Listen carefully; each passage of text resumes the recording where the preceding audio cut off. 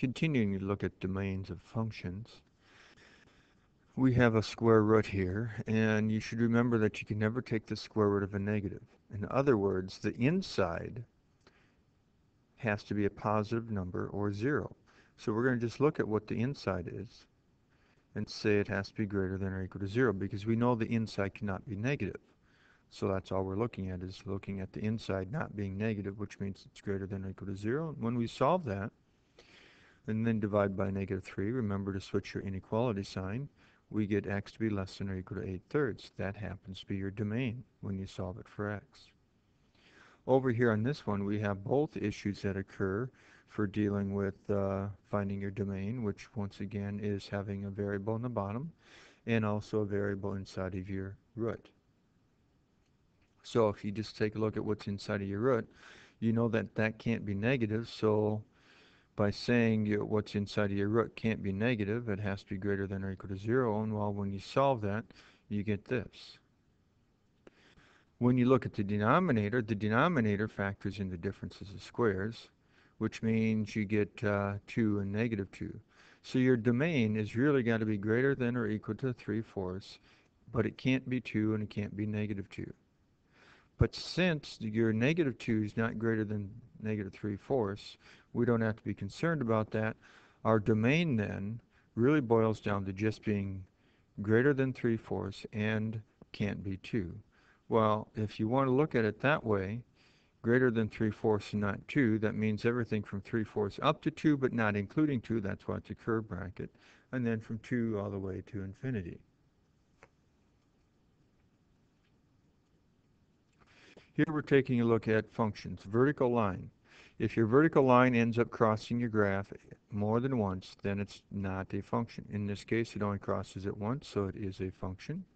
When we look over here, no matter where we put it along this curved function, it only crosses that curved function once, and so yes, it is a function. Once we get over here, yes, it only crosses it once here, but when you get farther over, it crosses twice. Here it crosses 3 times, so it means it's not a function.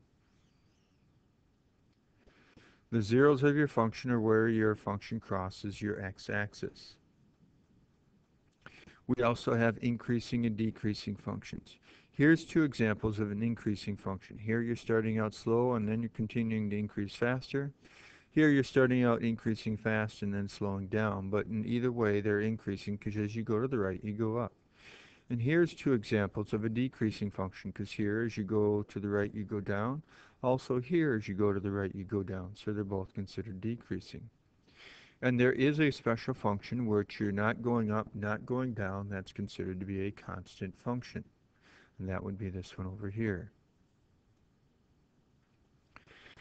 This one here is really pretty easy to go ahead and graph. It's just a semicircle. If you remember a couple of lessons ago, we dealt with y equaling the square root of a 16 minus x squared. But most of you aren't used to looking at it in that form, so let's go ahead and get rid of your root by squaring both sides. And you're used to seeing circles with the x's and the y's on the same side, so we'll go ahead and do that.